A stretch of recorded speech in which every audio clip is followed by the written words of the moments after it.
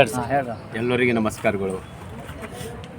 ಬರುವ ಅಕ್ಟೋಬರ್ 2ರಂದು ಕಲಬುರಗಿ ನಗರದ SM ಪಂಡಿತ್ ರಂಗಮಂದಿರದಲ್ಲಿ Sujay educational and welfare society ಹಾಗೂ ಕಾಂಡ್ರಾ ಎಜುಕೇಷನಲ್ ಟ್ರಸ್ಟ್ ವತಿಯಿಂದ ಯಾವ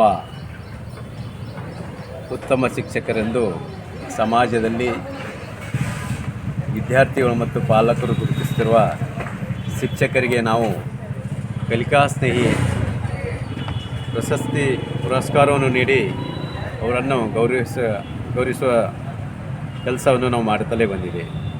ಕಳೆದ ವರ್ಷ ಶಿಕ್ಷಕರ ಮಕ್ಕಳೊಂದಿಗೆ ಮತ್ತು ಪಾಲಕರೊಂದಿಗೆ ಮಾಧ್ಯಮದೊಂದಿಗೆ ಅತ್ಯಂತ ಒಂದು ದೊಡ್ಡ ಪ್ರಮಾಣದಲ್ಲಿ ಶಿಕ್ಷಕರಿಗೆ ಗೌರವ ಕೊಡುವ ಕೆಲಸ ನಡೆದಿತ್ತು.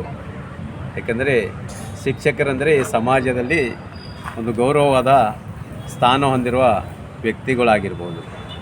ಮತ್ತು ನಾವು ನೋಡ್ತೀವಿ, ಇತಿಹಾಸವನ್ನು ನೋಡಿದಾಗ ಮಹಾತ್ಮ ಜ್ಯೋತಿಬಾರಾವ್ ಫುಲೆ ಅವರು ಈ ದೇಶದಲ್ಲಿ ಮೊದಲನೆಯ ಶಾಲೆಯನ್ನು ತೆಗೆದಿದ್ದರು.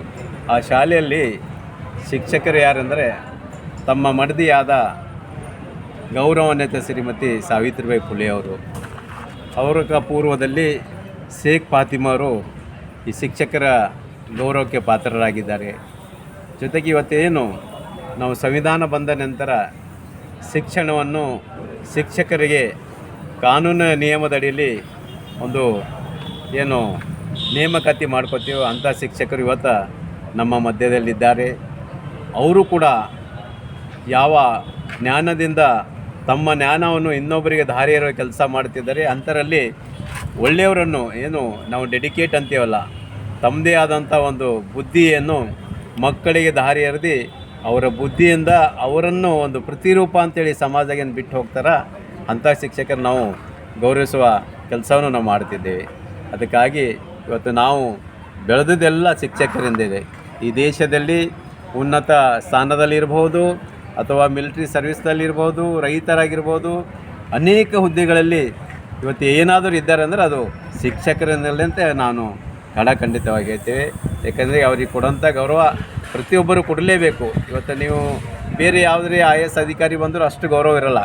ಒಬ್ಬ ಶಿಕ್ಷಕರೊಬ್ಬರು ನಡ್ಕೊಂಡು ಬಂದಾರಂದ್ರೆ ನಾವು ಮೊದಲನೇದು ಹೋಗಿ ನಾವು ಪಟ್ಟನ್ನು ಕಾಲಿಗೆ ಬೀಳ್ತೇವೆ. ಯಾಕಂದರೆ ಅವ್ರು ನಮ್ಗೆ ಕಲಿಸೋದಂಥ ಗುರುಗಳು. ಇವತ್ತು ನಮ್ಮ ಮನುಷ್ಯನಿಗೆ ಮೊದಲನೇ ಶಿಕ್ಷಕ ಯಾರಂದ್ರೆ ತನ್ನ ಅರಿವು. ಯಾವತ್ತು ಮನುಷ್ಯ ಹುಟ್ಟುತ್ತಾನ ಅವತ್ತು ಅರಿವು ಜೊತೆಗೆ ಹುಟ್ಟುತ್ತದೆ. ಅದನ್ನು ಗುರುತಿಸುವ ಕೆಲಸ ಯಾರಿಂದ ಆಗ್ತದೆ ಅಂದ್ರೆ ಅದು ನಮ್ಮ ತಂದೆ ತಾಯಿಯಿಂದ ಆಗ್ತದೆ. ಯಾವ ನಮ್ಮ ಗುರು ಶಾಲೆ ಅಂತೀವಿ ನಾವು, ಮನೆ ಮೊದಲನೇ ಪಾಠ ಶಾಲೆ ಅಂತೇವೆ. ಅಂಥ ಗುರುಗಳು ಯಾರು ಇದ್ದಾರೆ ಅಂದರೆ ಅದು ತಂದೆ ತಾಯಿಗಳನ್ನು ಕಲಿಸುವ ಒಂದು ನೀತಿ ನಿಯಮ ಇವೆಲ್ಲವನ್ನು ನಾವು ತಂದೆ ತಾಯಿ ಜೊತೆಯೊಂದಿಗೆ ನಾವು ಹೋಗುವ ಶಾಲೆಯಲ್ಲಿ ನಾವು ಕಲಿತಿದ್ದೇವೆ. ಅದಕ್ಕಾಗಿ ಇವತ್ತೇನು ನಾವು ವೈಯಕ್ತಿಕವಾಗಿ ಗೌರವ ಕೊಡುತ್ತಿದ್ದೇವೆ ಸತೀಶ್ ಸರ್. ನಾವು ಈ ಮಾಡುವಂಥ ಕೆಲಸ ಪ್ರತಿಯೊಬ್ಬರು ಮಾಡಬೇಕು. ಯಾಕಂದರೆ ನಾವು ಶಿಕ್ಷಕರಿಗೆ ಒಳ್ಳೆಯ ರೀತಿಯಿಂದ ಸಹಕಾರ ಮತ್ತು ಬೆಂಬಲವನ್ನು ಕೊಟ್ಟರೆ ನಮ್ಮ ಮಕ್ಕಳಿಗೆ ಒಂದು ಉದ್ಧಾರ ಆಗೋಂಥ ಕೆಲಸ ಜ್ಞಾನವನ್ನು ಅವರು ಕೊಡ್ತಾರೆ. ಅದಕ್ಕಾಗಿ ತಮ್ಮೆಲ್ಲರ ಸಹಕಾರ ಸಹಾಯದಿಂದ ನಾವು ಕಲಬುರಗಿಯಲ್ಲಿ ಈ ಕಾರ್ಯಕ್ಕೆ ನಾವು ಕೈ ಹಾಕಿದೆವು.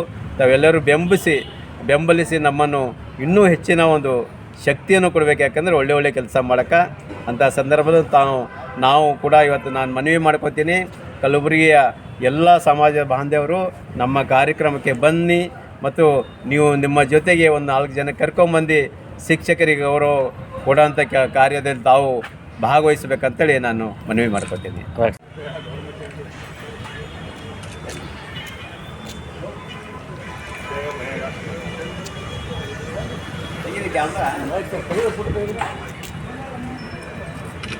ಬರ್ರಿ ಸರ್.